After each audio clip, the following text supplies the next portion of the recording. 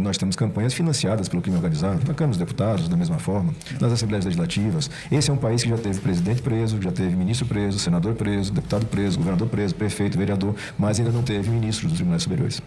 E me parece que esse momento se avizinha. Então, mas é muito evidente a realidade. A gente não vai mudar o Brasil se a gente não colocar o dedo na ferida e mostrar a realidade. Nós temos um país que está doente e nós naturalizamos a doença.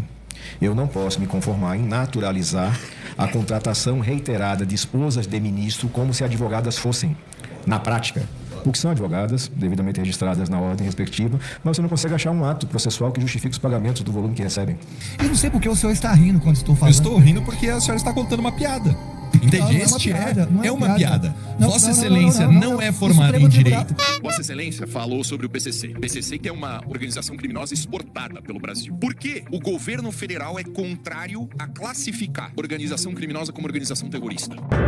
Isso, ministro, é pro senhor aprender o que é fake news, o que é falso e mentiroso. É esse tipo de moral de esgoto que Vossa Excelência traz aqui pra Câmara.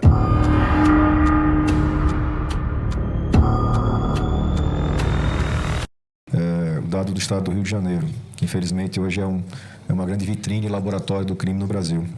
Os adolescentes infratores que estão lá em cumprimento de medida socioeducativa, apenas, me parece que 4% não são faccionados. 79% são faccionados com comando vermelho.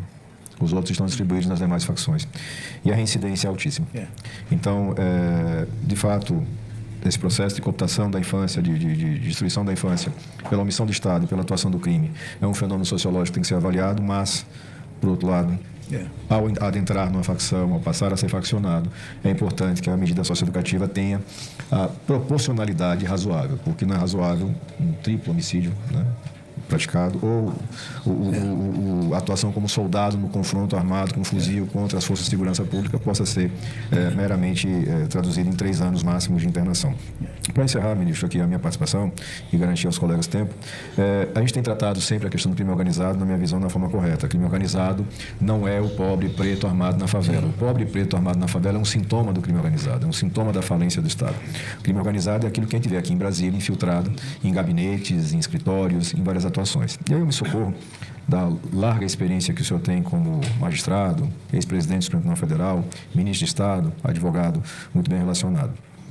Nós temos pontos de infiltração muito claros, muito estabelecidos e notórios do crime organizado em relação aos poderes brasileiros e se dão essencialmente através do lobby e da advocacia, que vende acesso à advocacia no Brasil, em especial aqui na capital da República.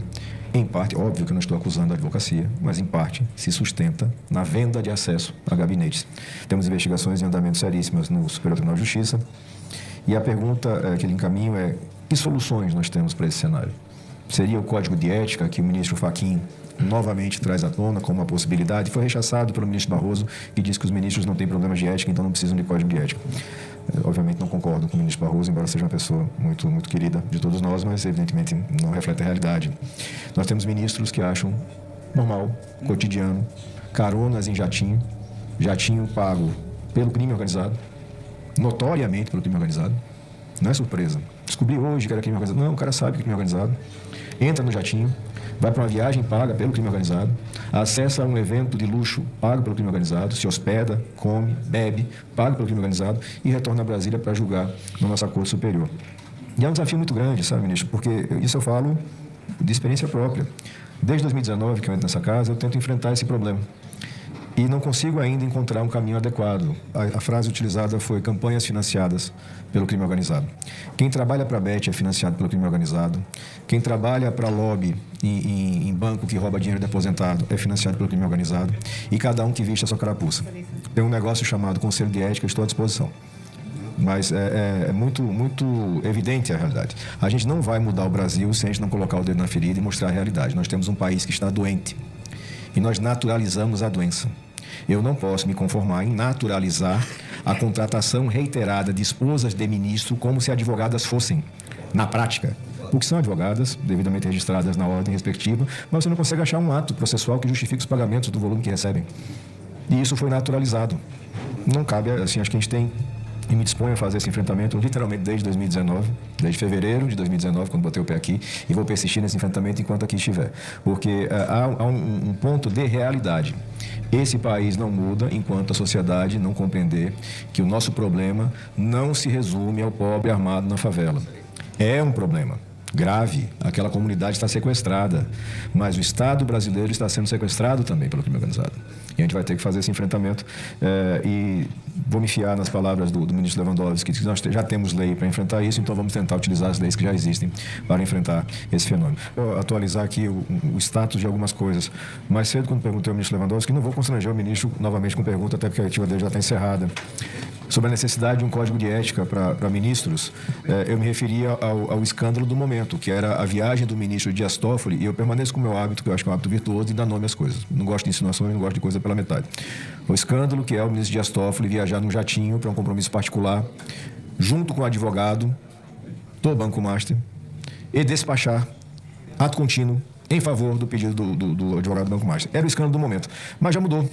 O Brasil é um país onde o roteirista é muito criativo. Então, o do momento já é o contrato também com o Banco Master, que foi de forma muito delicada, referida pelo senador Jaime Bagatoli, mas que eu não tão delicado quanto ele expresso, que é o contrato subscrito, suposto contrato subscrito entre o Banco Master e o escritório da esposa e dos filhos do ministro Alexandre de Moraes, no valor de impressionantes 129 milhões de reais para pagamento em uma atuação de 3 anos. É uma coisa assim... Por um lado, assim, eu, enfim, quando saí dessa vida política e me aposentar da polícia, eu vou para a advocacia. Então, vislumbra aí, se essa é a remuneração ordinária, vão bem os advogados do Brasil. Mas, infelizmente, não é. Né? Infelizmente, não é. Então, esse é o escândalo do momento. Só atualizando o placar de escândalos brasileiros. E aí, agradecendo pela compreensão extrema do presidente Fabiano Contarato, são 2 requerimentos que apresento, e aqui durante a nossa fala a gente tocou nesse ponto. O Rio de Janeiro hoje é ao mesmo tempo um laboratório do crime organizado e uma grande vitrine. O Estado, que é um patrimônio dos brasileiros, aparentemente foi totalmente dominado pelo crime organizado. Então, apresento o requerimento número 138, que convoca a presença do deputado estadual Rodrigo Bacelar, presidente afastado da Assembleia Legislativa do Rio de Janeiro, e também o requerimento número 137, que convida o senhor Antony Garotinho, ex-governador, ex-secretário de Segurança, figura pública de longa trajetória, conturbada trajetória, mas que vem apresentando reiteradas e densas denúncias com relação ao estado de coisas do Estado do Rio de Janeiro. Então, peço a vênia dos senhores e a aprovação desses 2 requerimentos para depoimento.